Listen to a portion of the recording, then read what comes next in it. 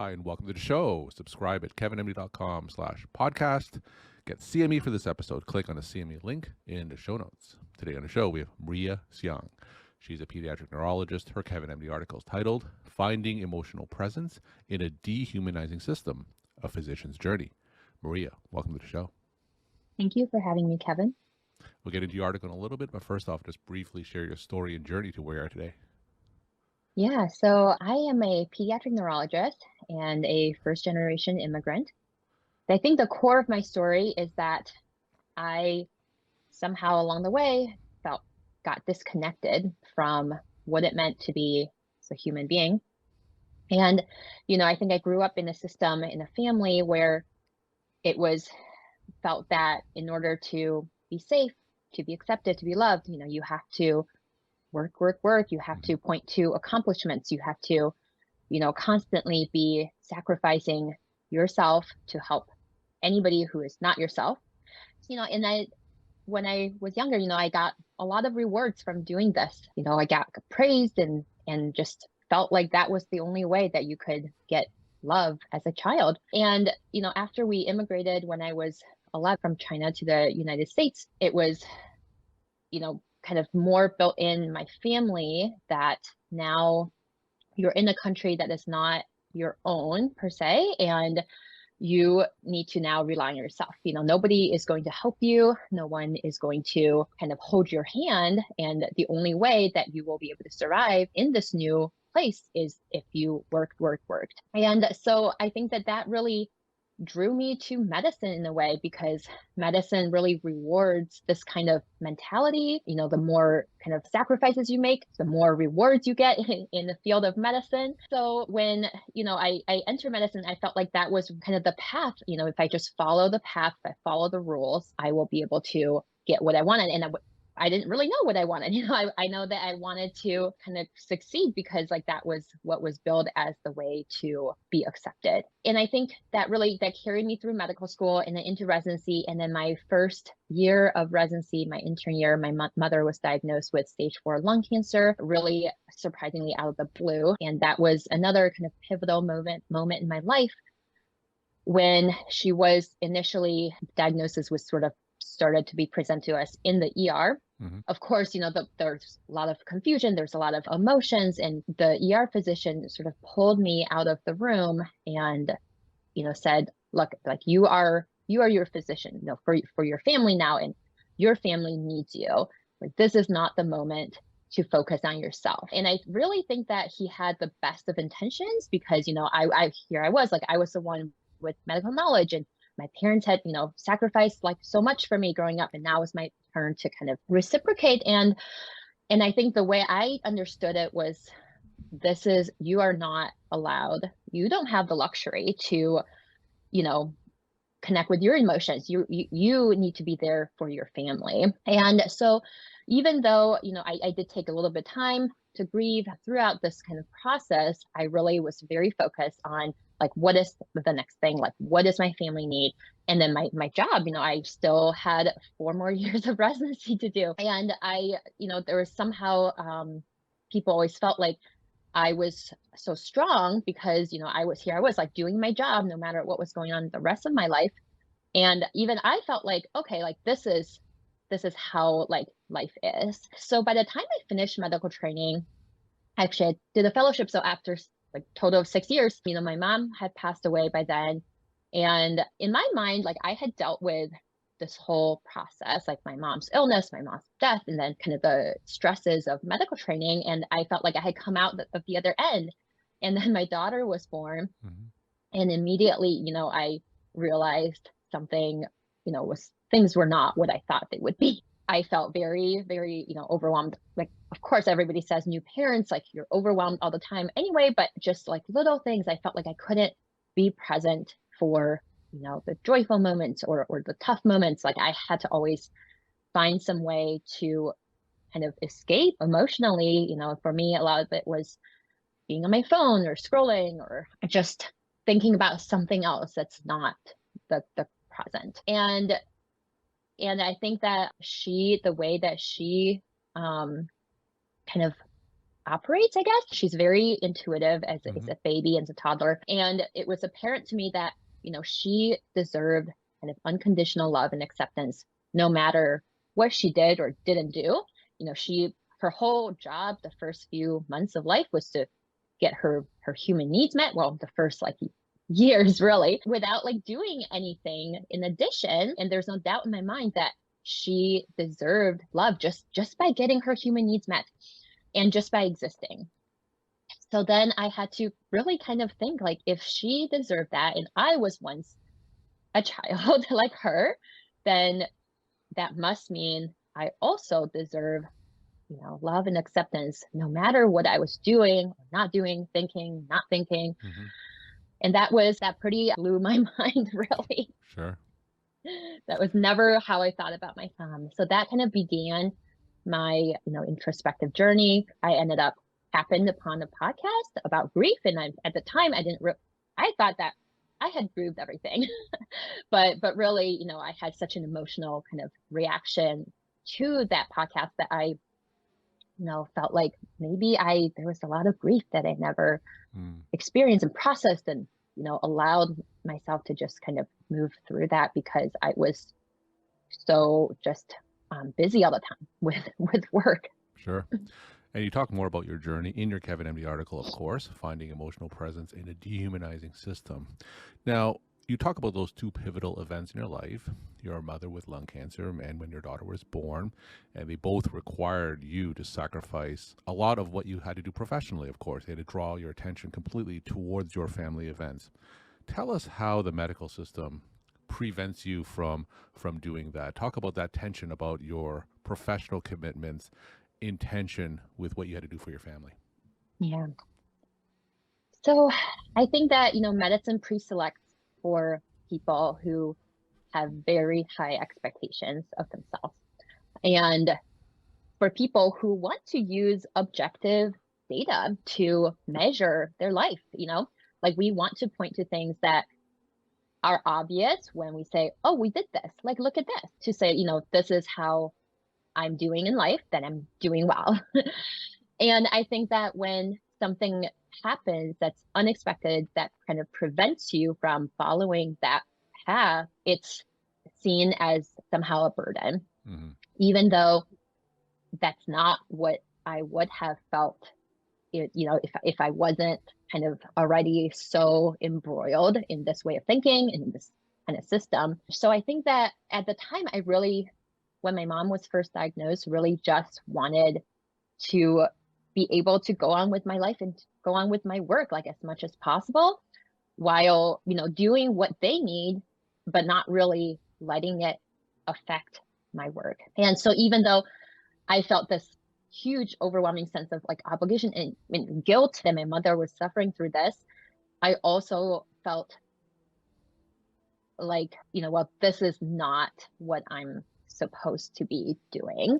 Did you feel And that you received that pressure from your workplace? Did you feel some unsaid pressure from your work that you had to continue to put your head down and keep doing what you're doing at work? yeah, so my residency at the time when my mother was first diagnosed was actually very, very human about this. They actually offered me time off, but I didn't think that I deserved to take it because, I felt like I was supposed to be able to juggle everything. And I know everyone says that, and then they're like, well, that's not true. But it's one thing to intellectually understand that you're not meant to do all this at the same time, but it's another to feel deeply in your bones that it's safe to not do everything. And I think that that's what I had really struggled with, that how could it feel so distressing to, kind of deal with some of life's challenges by putting some of my work on hold because I was constantly felt like I was, being behind or left, like falling behind and not doing what I'm supposed to be doing. And I think that that's really part of kind of my upbringing and probably what a lot of physicians experience growing up is that they just need to follow this set path. And that's the kind of the only way to safety. So I felt like it was, I guess, part of the system or just the system preselects for these people who don't know how to feel safe otherwise. Sure. You mentioned that you listened to this podcast and you were introspective in terms of how you were able to process your grief. Tell us, what kind of changes did you make professionally after listening to that podcast? Well, that was right before we actually decided to move as a family. And so I had this unexpected 4 month off where I was trying to get my next job to be lined up, to not have that much time off. And then because of some like paperwork issues, that didn't happen. And initially I was very panicked at this prospect. Of course, I felt like here I was, like, I just finished maternity leave and now, I'm taking this another big chunk of time off. And now I have to kind of like reorient myself again. So again, that was initially a very threatening thought, but there was nothing I could do about it. I couldn't make a job happen, no matter how hard I tried. So at some point, I just decided to just let things be how they were going to be, kind of surrender. And after I did, after I kind of shifted my mindset, that really, I think, was life-saving in the sense that now I had 4 months where I didn't have to, I didn't have job obligations. I didn't have full-time childcare obligations. So I really that was kind of the time that I was allowing myself to fully just connect with my body, connect with my emotions in a way that I had no idea how to do before. When people were talking about, oh, like, just breathe, like, I don't know what that meant. I was like, of course, like, everybody is breathing all the time. Like, that's not going to help me. But during this time, I really started to experience or like explore these mindfulness and kind of somatic healing practices that's more body up as opposed to mind down. So, when we talk about talk therapy, it's really, you start with your mind and your thoughts, and then you kind of let that affect your body. But the other approach is to start with your body and have your body, experience a sense of safety and move kind of emotional energy through your body and process it that way. And in turn, that affects your mind and your thoughts and your emotions. So I began to really explore these practices. And, after 4 months, it felt much less threatening to start building my kind of next practice a little bit more authentic to my kind of deeper, more wise self, and less about what am I supposed to do that's supposed to give me this, safety and acceptance and success. So I would say that now, this is still something I'm exploring. I just started my new job a few months ago. So it's something I'm also very curious about. Is not like, how do I just become like successful, but how do I make this more myself? How difficult was it for you to change that mindset? Difficult. And I think that something else I'm exploring is kind of, what does my ego say versus what does my inner, more authentic self say? And my ego would say like, oh yeah, like that was this big thing that I did. And, here, look, I kind of figured out how to heal myself. But really, like, what it was every day, it was a little bit in that direction. And I didn't even know like that was what I was doing initially. I just kind of followed my intuition with like, what do I want to do with my time, and like what gave me a sense of safety and fulfillment, and started there. So I think that a lot of times, like, I didn't really even consciously know that that was what's happening. And that doesn't mean that things aren't changing. So I think that's really important, that your ego is going to perceive any like a little steps as kind of pointless, futile, or like that's not enough. That actually doesn't mean that nothing is happening and nothing is changing. Tell us what kind of resources that you turn to in order to help you shift these mindsets and shift your perspective. Is this something that you read books about? Did you learn on the internet? Did you get coaching? How did you find these processes? Yeah, great question. So some of the resources I've come to turn to, a couple of them I mentioned in the article. So Breathwork has been really kind of helped me connect with my body and therefore kind of my intuition, my deeper self. And that was something that what I had kind of heard just randomly and like through popular culture, but I never really explored because it just felt like that wasn't something that was going to help me. That was my instinctual kind of ego talking about that. And I really had to truly like give myself the chance to learn about it. So I didn't do any formal coaching. I listened to podcasts that I felt like I resonated with.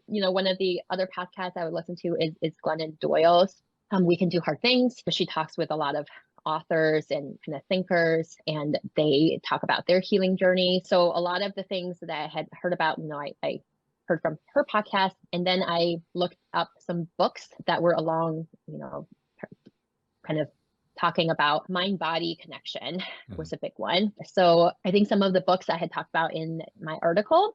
So those books I really just kind of found either researching myself or hearing from various kind of authors in their podcasts. And I did get a therapist. And that was a few months actually like into my time off, because there's a huge wait list, and it's really hard to just like get in with somebody. And that was definitely more of the traditional like talk therapy. And I felt like if I had just done talk therapy, I don't think I would have had as much kind of progress in that period of time. So other than breath work, I do EFT tapping, which is you are led through a few kind of series of acupressure points on your face and on your body. Some of it is like here, and then the side of the eyes, under the eyes.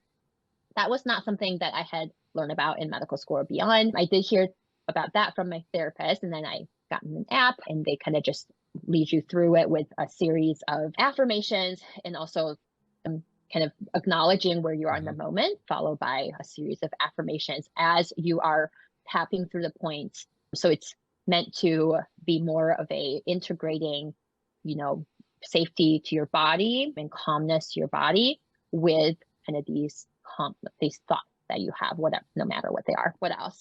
Oh, and then I started trying kind of cold plunging, which is also very popular in pop culture. And it's something I sort of played around with like a few years ago. Then I stopped during pregnancy and then postpartum. And then I really got back into it, and as part of my daily life. And I think that's really important, is that once you're working, like you don't have this like big chunks of time in your day where you're just like doing these mindfulness practices. Sure. So I started incorporating that into my daily shower.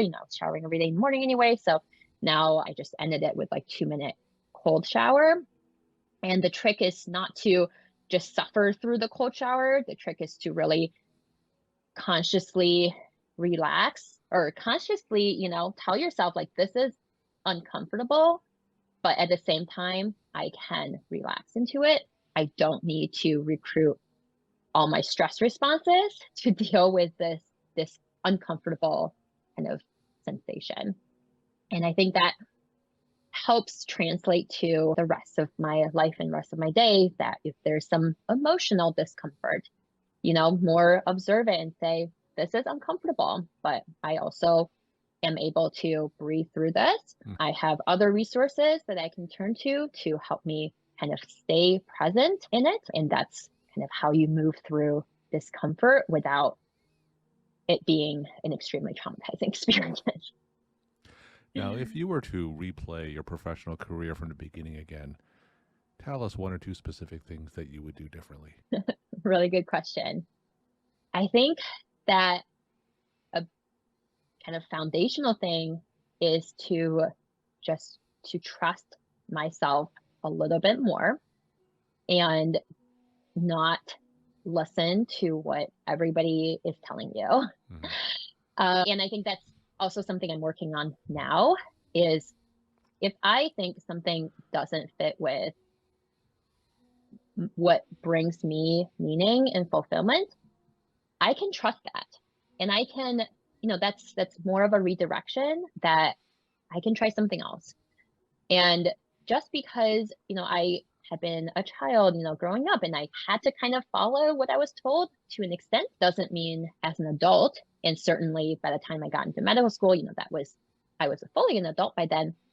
And then I now can't trust my adult self. And I think that taking the time each day and just the opportunity through either one of these mindfulness practices or something else that lets you connect with your deeper self would have been much more kind of beneficial from the get-go, so that I didn't necessarily get to the point where I was experiencing kind of all this emotional burnout. And I think that can be really challenging. That can be really challenging as a young adult to trust yourself and your body. And Maria, my final question. Tell us some take-home messages that you want the Kevin MD audience to come away with. Yeah. So the takeaway is that I think that increasing our capacity for growth and leading a more fulfilling life doesn't just come from willpower alone and from exhausting ourselves every day. It comes from kind of the opposite, a softening and connecting with our true selves and our bodies by honoring our human needs, resting, and kind of processing our daily stress, both from the body and from our minds. Maria, thank you so much for sharing your story, time, and insight. And thanks again for coming on the show. Thank you. Thank you so much for having me, Kevin.